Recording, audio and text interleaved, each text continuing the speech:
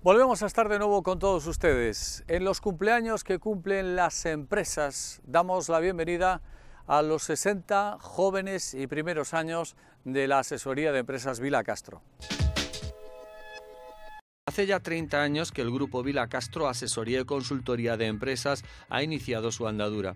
Sus actividades pronto encontraron el respaldo de sus clientes y el crecimiento fue sostenido. Su sede central está en Ourense, pero también tiene delegaciones en Vigo y Portugal.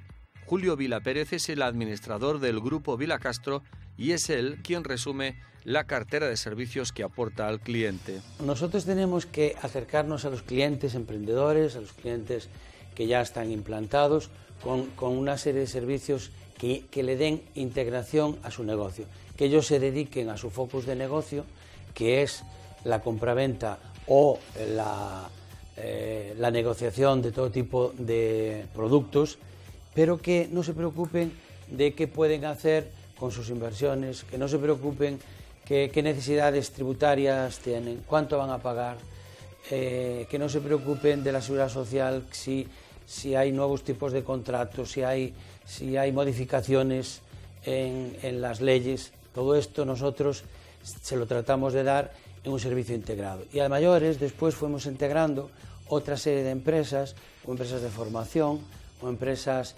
de prevención de riesgos laborales, para colaborar con un equipo que íntegramente nos den la posibilidad de que el cliente se sienta muy cómodo y no tenga que andar llamando a más puertas, simplemente con nosotros en las mismas condiciones pueda estar con un servicio integrado. En cuanto a sus proyectos, entre otros, Julio Vila detalla los siguientes. Estamos trabajando con una empresa que se llama AIJ Internacional, temas de tributación internacional.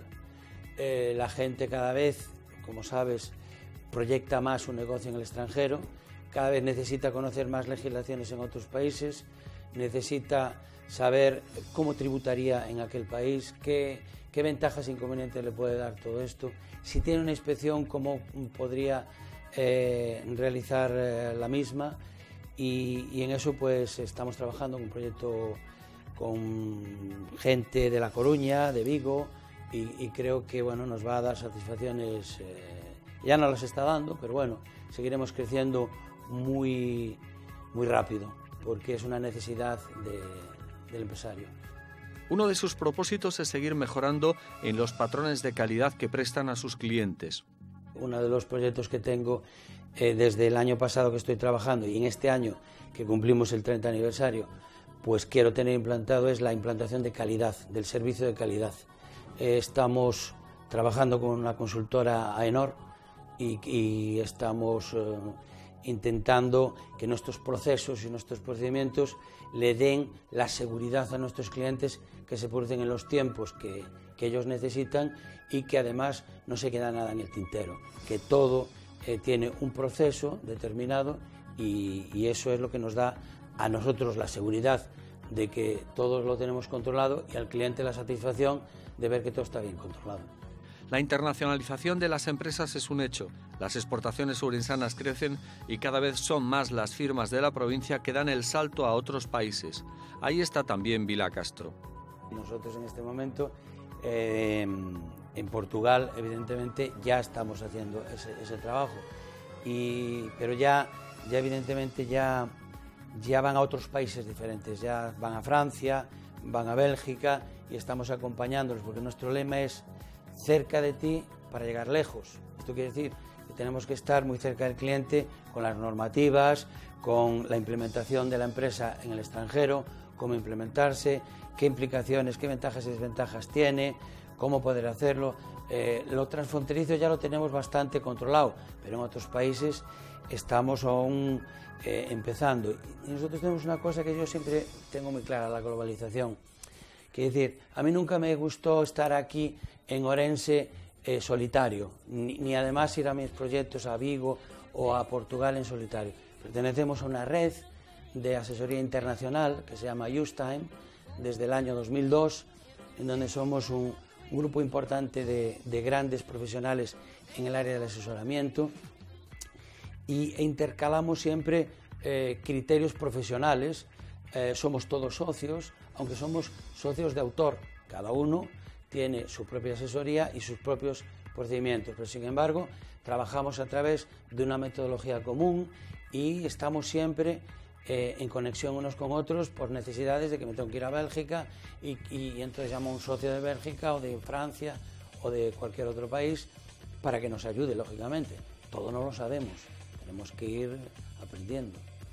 Julio Vila es prudente a la hora de evaluar la situación actual de las empresas ourensanas y si la crisis ha quedado atrás. Eso sí, indica que el optimismo es la mejor medicina para encarar proyectos empresariales. Las ciudades pequeñas, lógicamente, las crisis tardan más, pero también tardan mucho más en salir de ellas.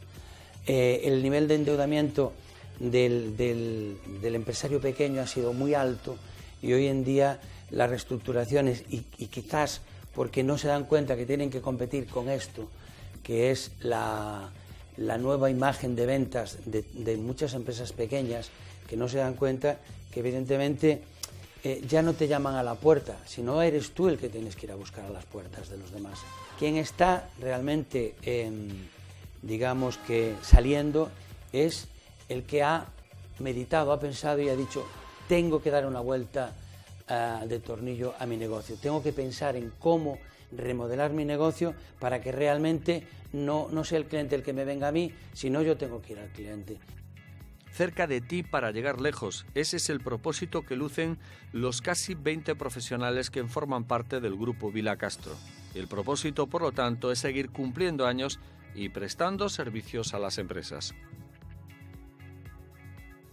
También las decisiones de los juzgados han sentado ya no solo precedente, pero han establecido nuevas reglas de juego en las relaciones que se mantienen, por ejemplo, con la banca, las empresas y también los particulares. Una de esas noticias ha sido la sentencia sobre los contratos hipotecarios. Lo explicamos.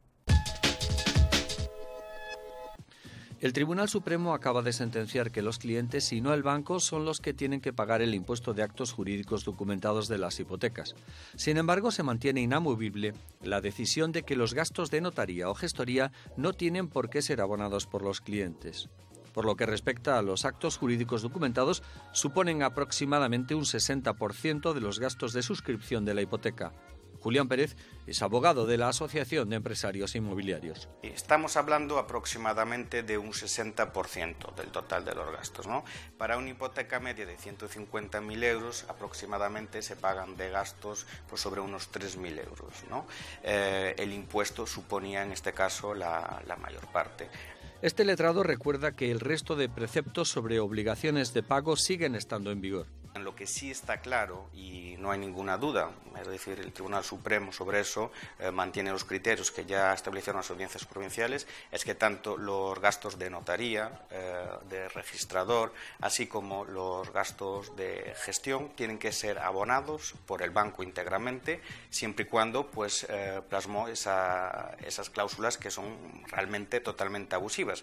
Pues no solo obligaban a pagar al consumidor y usuario todos los gastos presentes, sino que además le obligaba incluso a pagar gastos futuros, ¿no?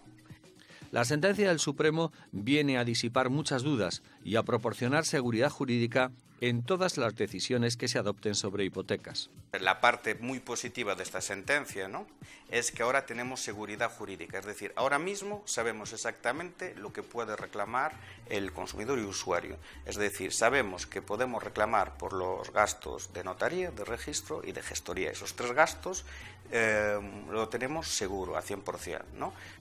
Ante una eventual reclamación al banco, que puede ser amistosa o por la vía judicial, Julián Pérez recuerda que algunas entidades bancarias están negociando el reparto de los costes.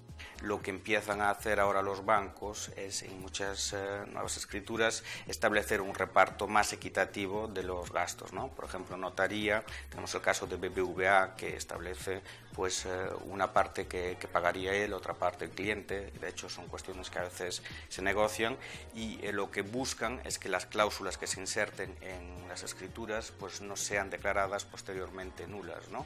¿Qué es eso la cuestión? Lo fundamental es que esas cláusulas son nulas de pleno derecho y la consecuencia accesoria es que se tiene que devolver una cantidad de dinero, que hoy en día sabemos exactamente cuánto es, ¿no?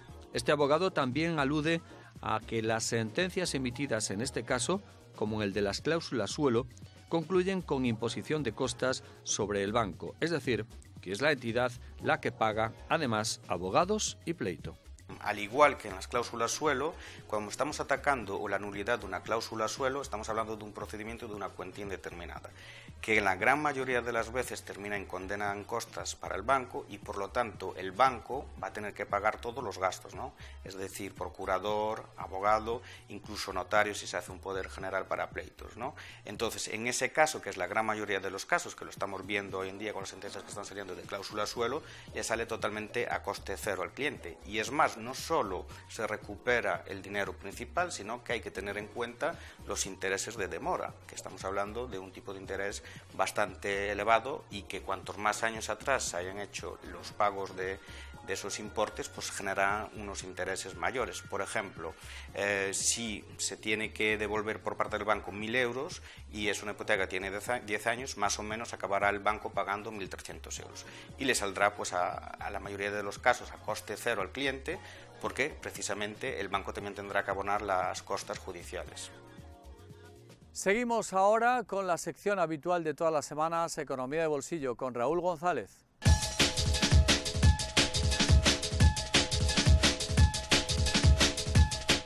Hola, hoy en Economía de Bolsillo vamos a darle un consejo en caso de que usted tenga miedo a los billetes, digamos, falsos.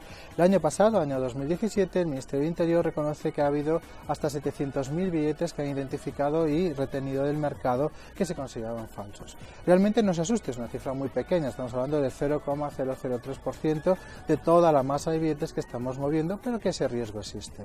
Si usted tiene un billete, generalmente son de 20 o de 50 los que más falsifican, y usted cree que ese billete puede ser falso, tiene usted tres opciones para poderlo identificar. Lo primero es pasarle la mano, es decir, si el billete pierde tinta o usted encuentra que esa tinta no es estable o es muy espesa o incluso al pasarle un folio va perdiendo algún tipo de tinta, el billete es falso.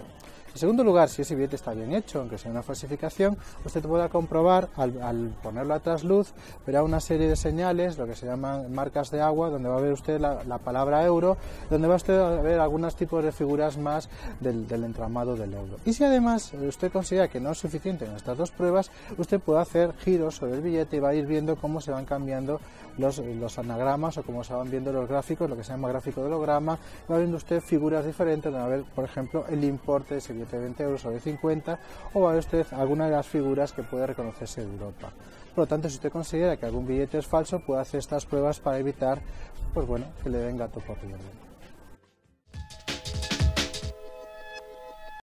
Hemos llegado ya al final de nuestro espacio por esta semana. Como siempre, muchísimas gracias. A la vuelta de 7 días nos encontramos de nuevo en Las Cuentas Claras. ¡Feliz semana, amigos!